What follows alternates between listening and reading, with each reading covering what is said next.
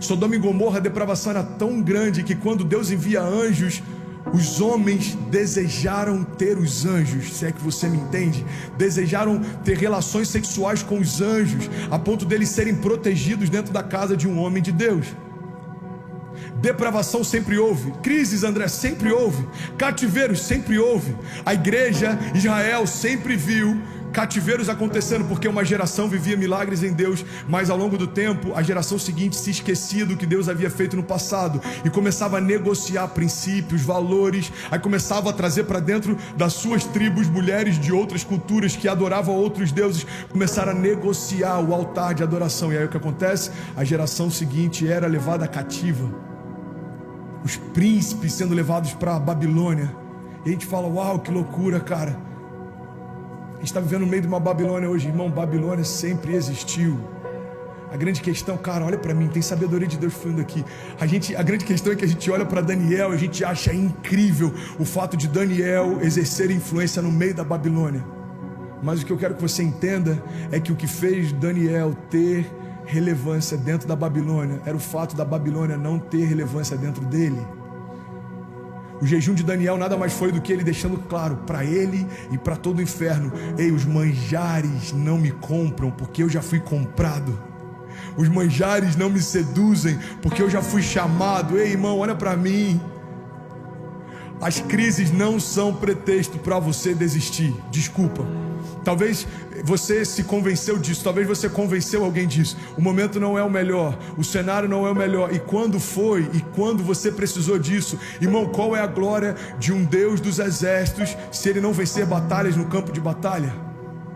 Qual é a glória de um Deus de milagres se os milagres não se manifestarem em meio a impossibilidades? Ei, é incrível quando a gente vê Deus curando uma gripe, mas é sobrenatural quando a gente vê Deus expelindo um câncer. A gente precisa entender que alguns diagnósticos nada mais são do que uma forma de quantificar a dimensão do milagre que Deus está fazendo em você. Então não use a crise como pretexto para parar. Jesus não usou a cruz como pretexto para desistir de você. Cara, ele tinha todos os pretextos, todas as desculpas. Moisés era gago. Quem sou eu para entrar na presença de Faraó e militar pelo povo? Davi era baixinho e era tão franzino em relação aos seus irmãos, que eram fortes e belos, que nem cogitado foi para participar da reunião em que o rei seria ungido. José foi levado cativo. Ali parecia que os sonhos que Deus havia gerado nele foram abortados. O cativeiro durante anos foi a realidade de José. Ei, irmão, olha para mim. Noé olhou para uma floresta ao redor dele, e nos próximos 100 anos, nas próximas décadas, ele precisou transformar daquela floresta em matéria-prima para algo surreal que Deus havia chamado ele para construir. Você percebe? Moisés era ruim demais ao falar. Davi era improvável demais a ser chamado.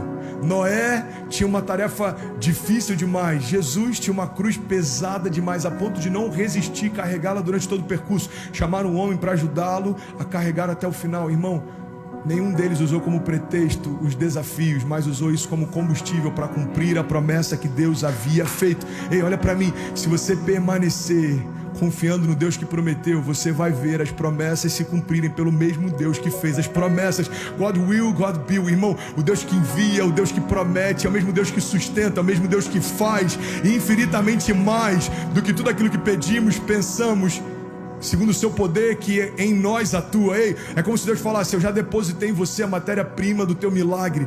A porção de fé que você tem, mesmo que seja pequena como um grão de mostarda, é suficiente. A porção de fé que você tem é suficiente para ativar o poder de ressurreição que em você foi depositado. Irmão, essa palavra, essa passagem é uma das que eu sou mais apaixonado. O mesmo poder que ressuscitou Jesus Cristo dos mortos agora habita em nós. Você pode declarar isso? Diga: há poder de ressurreição depositado em mim. Diga: há poder de ressurreição depositado em mim. Não, você não acredita nisso, irmão. Porque se você acreditasse, você celebraria mais. É como se Deus falasse: ei, tudo que pode parecer morto em você, basta uma palavra minha e vai ressuscitar. Há poder de ressurreição depositado em mim. Não é um consolo, É uma verdade, não é um consolo, como às vezes a gente, como humano, incapaz e limitado que é, chega no meio de um funeral, não tem o que falar, irmão. O que você vai falar para alguém que perdeu, alguém que ama? Você fala: ei, tá tudo bem, fique em paz. Não tem o que falar. A gente precisa entender que palavras que Deus liberou não são consolo, para no meio da crise a gente ficar se sentindo um pouco mais coberto. Ah não, pelo menos eu vou confiar nessa palavra porque ela vai trazer um pouco de consolo para mim. Não é consolo, é transformação, é Deus movendo cativeiros, é Deus mudando histórias, é Deus derrubando gigantes. Quai, seu app de vídeos curtos.